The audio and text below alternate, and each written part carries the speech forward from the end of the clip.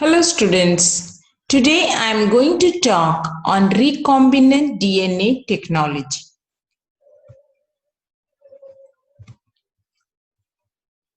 The other name for recombinant DNA technology is genetic engineering or gene cloning, or you have heard about like gene manipulation.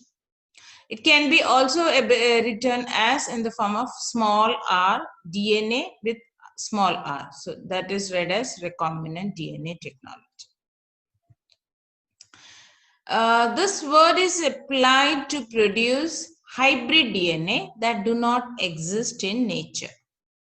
So if you see the definition, it is manipulating the genetic material, that is the DNA, to form a hybrid DNA to achieve the desired goal in a predetermined way. So in short, what we do is it involves breaking a DNA molecule at desired places, isolating it, and inserting the material into another DNA molecule. And that product which is formed is thus obtained. That product is that DNA is called as recombinant DNA. So if you see the basic mechanism of recombinant DNA technology, it is isolation. First, isolation of desired gene, then isolation of vector, then formation of recombinant DNA, or it is also known as chimeric DNA, then insertion of recombinant DNA into host, followed by multiplication and selection of the cells containing the recombinant DNA. Then finally, the expression of gene product. Now we will see the basic mechanism of recombinant DNA technology. This is the cell, this is the nucleus with the DNA containing gene of interest. The first step we are going to do is we are going to isolate the DNA. This cell is cut open, the nucleus is opened, and from that the purified DNA is precipitated out. And if you can see this DNA, the red mark is showing the gene of interest. Next is we are going to cut this DNA with the help of restriction endonuclease enzyme and form fragments. And this fragment, it contains the gene of interest, the one which we want. So this is identified and removed. Then we require a suitable cloning vector. So a cloning vector is identified, which contains self-replicating genetic material and can carry the donor DNA. Commonly used vectors are plasmids of bacteria. So this is the E. coli bacterium, which is having the bacterial chromosome and the plasmid. And this plasmid is the cloning vector, which will serve as the carrier for the donor DNA. This is the donor DNA, the gene of interest. So now, second thing what we have to do, now we have to isolate this vector or this plasmid. Then what we are going to do is we are going to cut the plasmid also with the restriction endonuclease enzyme. And it is cleaved at a specific site, okay, by this restriction endonuclease enzyme. It cuts the vector DNA in such a way that it forms complementary single-stranded ends, and these ends are capable of joining the fragments of donor, and vector DNAs are joined. Now that further what will happen is this fragment will then combine or with the plasmid, okay, this, and this is joined with the help of DNA ligase. So now you can see this gene of interest is introduced into the plasmid. And with the help of DNA ligase, they are joined together and this has become now one complete plasmid. Now this plasmid is known as the recombinant DNA plasmid, or it is also known as chimeric DNA. Chimeric means in Greek mythology, there is a creature chimera. Chimera is having a head of a lion, body of a goat, and a tail of a snake. Similar way, there is Narsimha, if you have heard, the avatar or the form of Hindu god Vishnu. Here the head is of lion and the body of a man.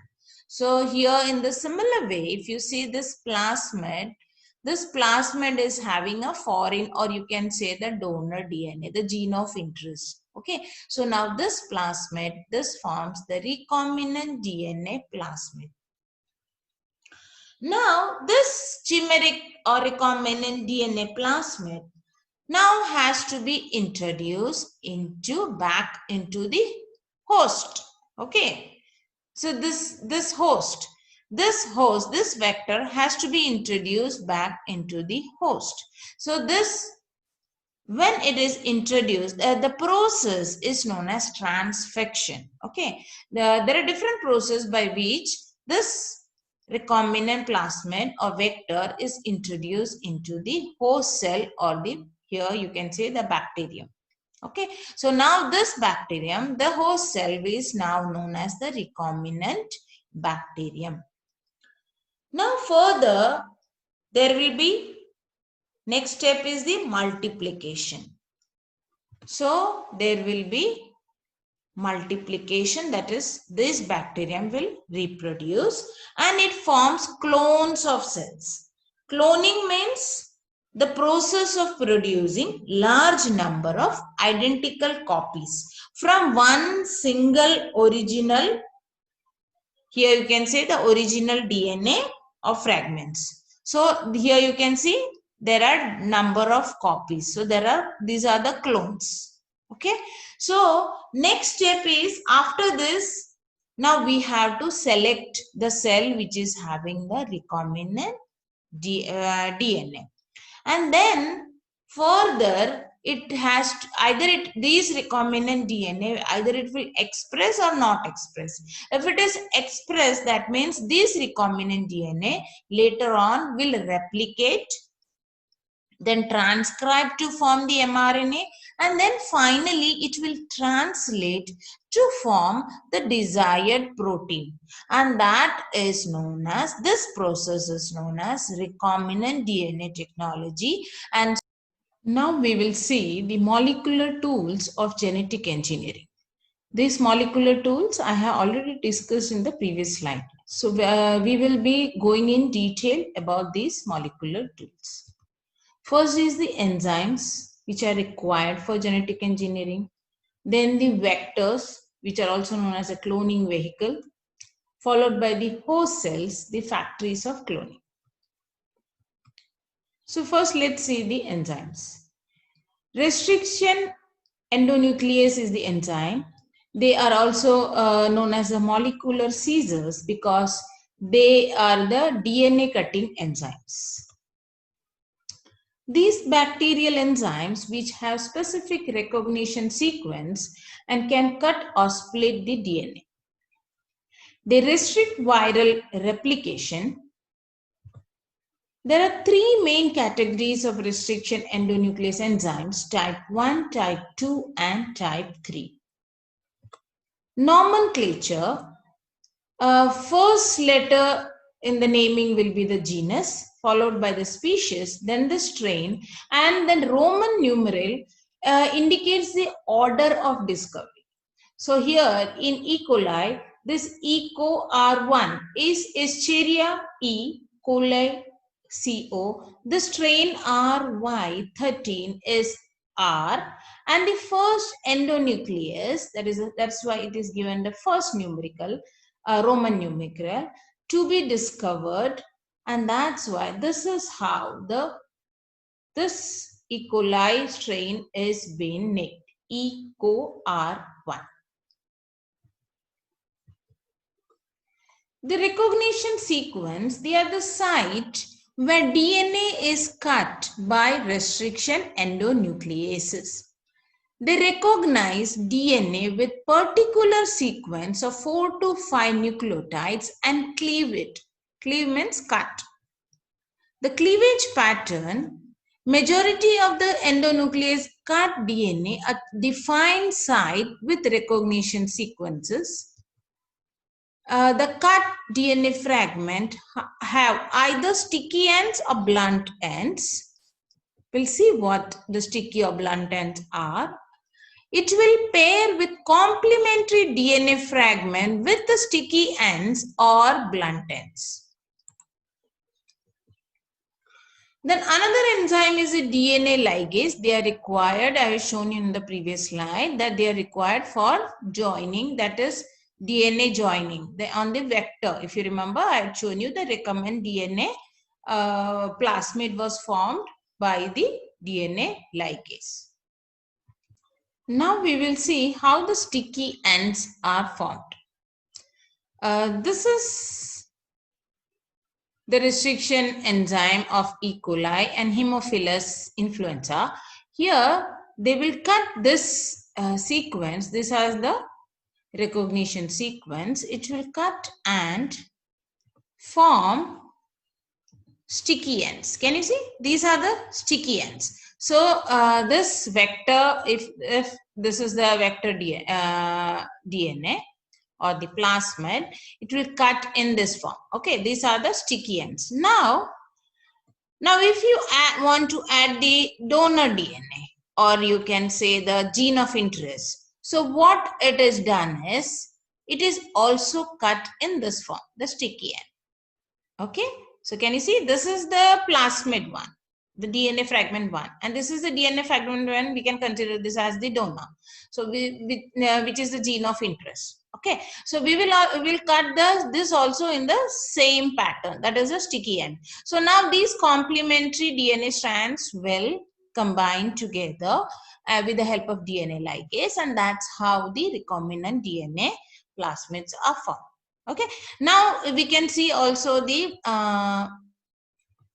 here the Haemophilus aegyptus, it will cut in the blunt forms. Can you see, blunt means it will cut in the straight. So here suppose this is the plasmid, even the donor DNA will also be cut in this same form, and their complementary strands will combine together, okay, with the help of DNA ligase. Now coming to the vectors. What are the vectors? They are the cloning vehicles. Now what are they? A vector is a DNA molecule used as a vehicle to artificially carry foreign genetic material into another cell where it can be replicated and or expressed.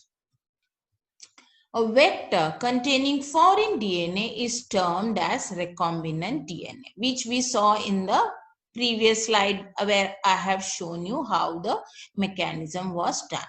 These vectors are self-replicating. The important vectors are plasmids, bacteriophages, cosmids, and artificial chromosome vectors. Plasmids. Bacterial plasmids are small, circular, double-stranded DNA molecules present in multiple copies in bacteria in addition to chromosomal DNA. They replicate during cell cycle independently. The most common plasmid vector is PBr322. Now, bacteriophage or simple phages, they are the viruses that replicate within the bacteria. The advantage of bacteriophages are they can take up larger DNA segments than plasmids. Commonly used bacteriophages are lambda phage, or M13 phage. Cosmid is a vector possessing both the characteristics of plasmid and lambda phage. They possess vector containing the DNA sequence of lambda phase called coside and has features of plasmid like oriside. And so both together combine and form the cosmid. The advantage is they carry larger segments of foreign DNA in compared to plasmids. Coming to the artificial chromosome vectors. Bacterial artificial chromosomes are the plasmids modified to carry long DNA segments of 100 to 300 kilobase pairs. They are larger than other plasmids used as cloning vectors. Another one is yeast artificial chromosomes. They are synthetic vector DNA that can accept large human DNA. Thus possible to clone large DNA pieces. Human artificial chromosomes, they are also synthetically produced vector DNA possessing the characteristics of human chromosomes. The advantage is they can carry genes that are too long. The next is the host cells. They are also known as the factories of cloning. These host cells effectively incorporate vectors with the genetic material and cultivate in laboratory to collect the product. That is the gene product will be the proteins, desired proteins. So here the host cells, microorganisms are preferred as the host cells as they multiply faster. Prokaryotic host cells, E. coli was the first organism used in DNA technology experiments and continues to be choice. But it cannot perform post-translational modifications. Bacillus subtilis is also used in industry for production of enzyme, pesticides, antibiotics, etc. Eukaryotic hosts are preferred to produce human proteins. They synthesize complex proteins.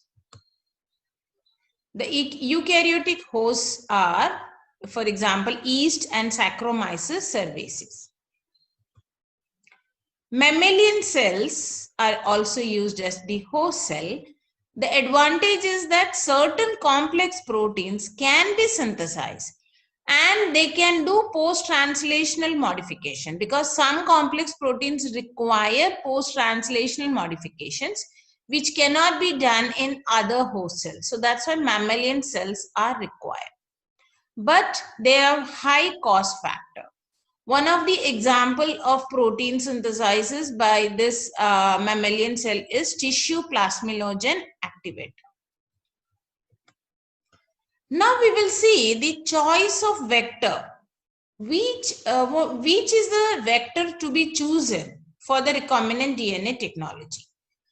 First thing you have to see is that size of the foreign DNA is very important in choosing the vector.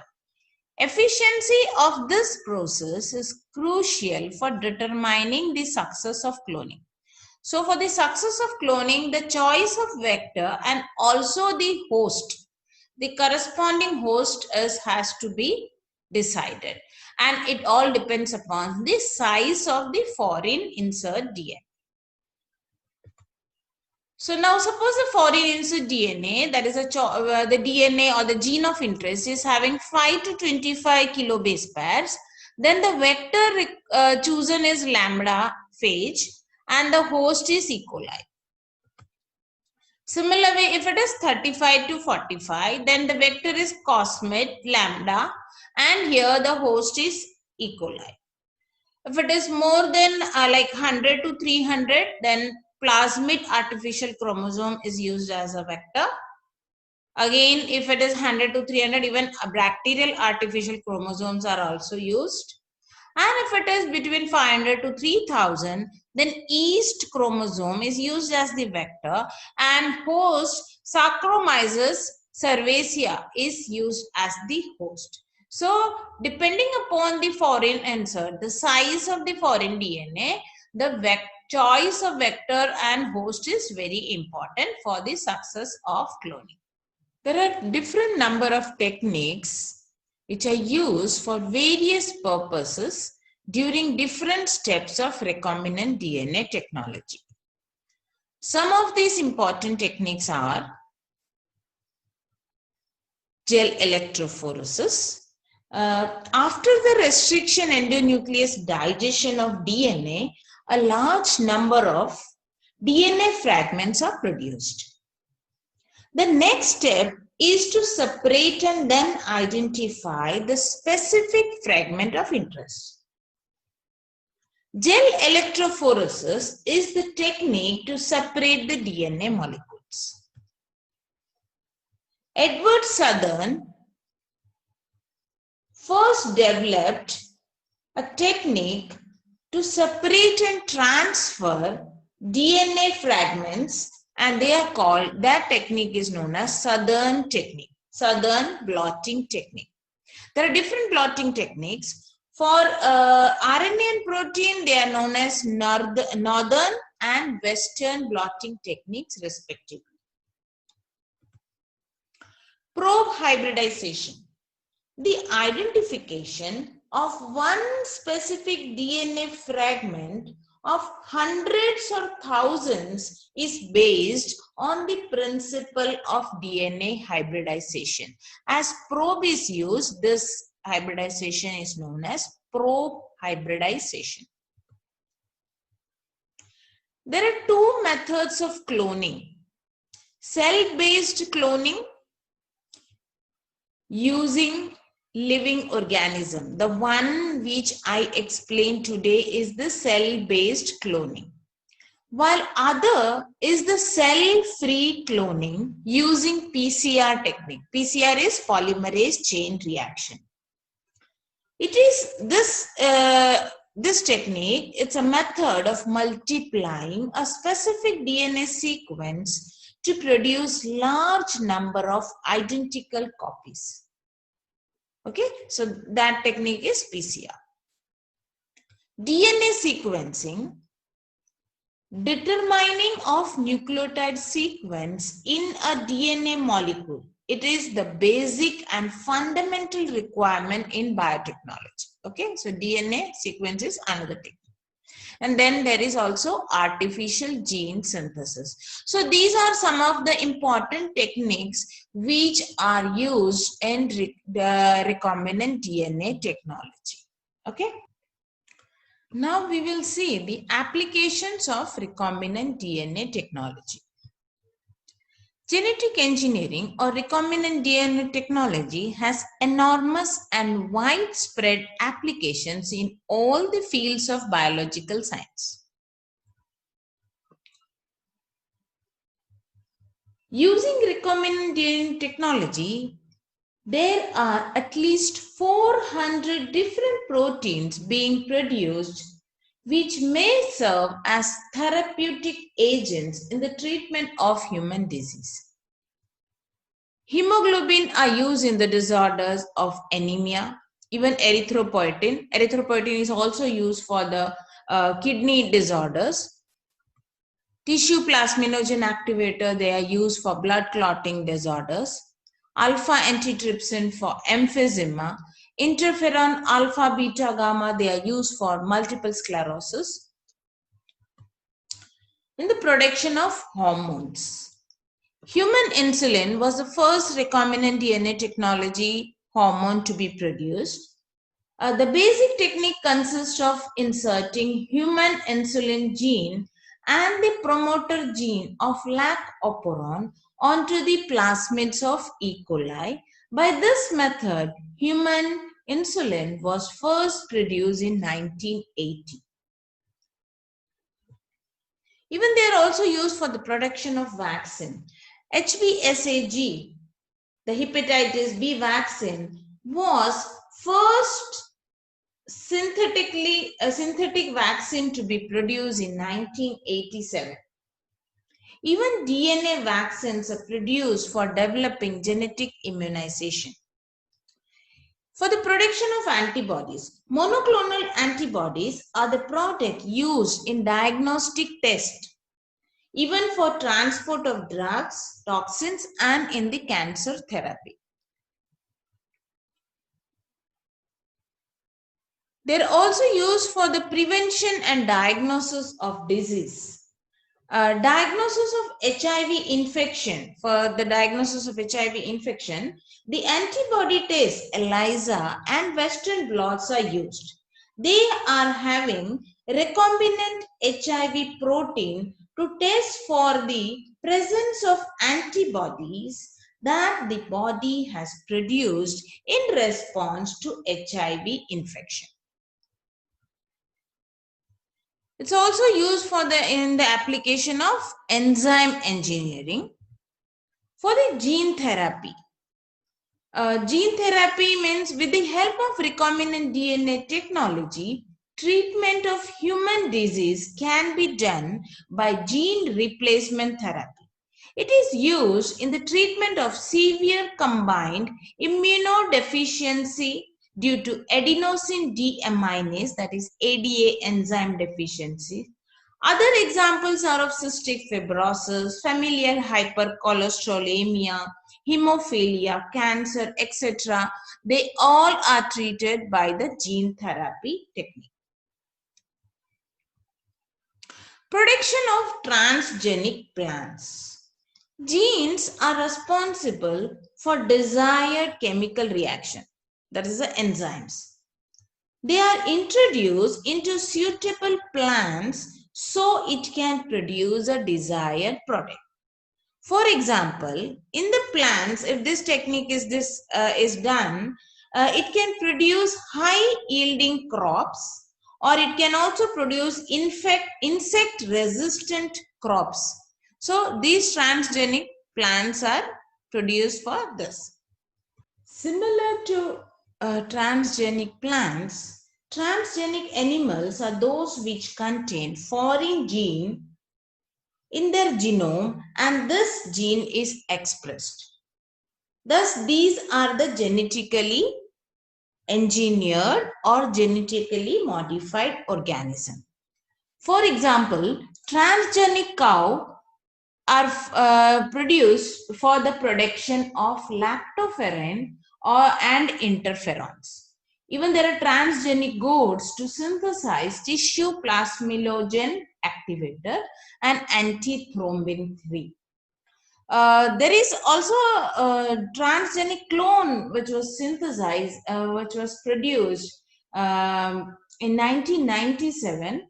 A dolly, that's a sheep named Dolly. This was the first ever mammal clone, was developed by Wilmot and Campbell. In this, the sheep, the female, this was a female lamb which had a mother, but it didn't have a father.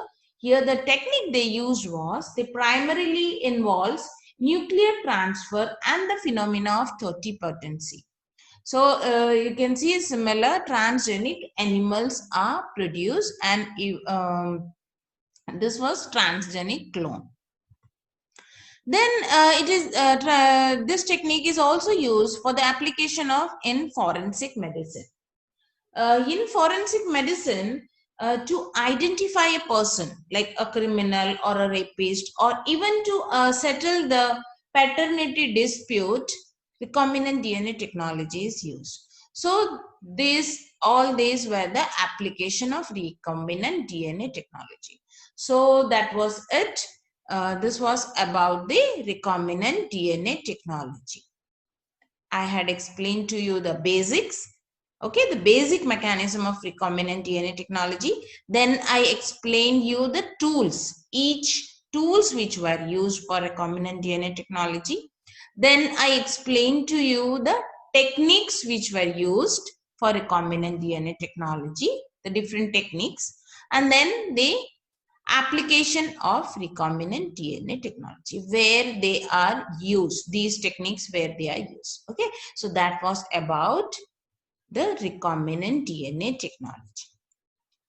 Thank you so much for patiently listening, and please like my video, and those who haven't subscribed, please do subscribe so that you can get the latest updates of my videos. Thank you so much.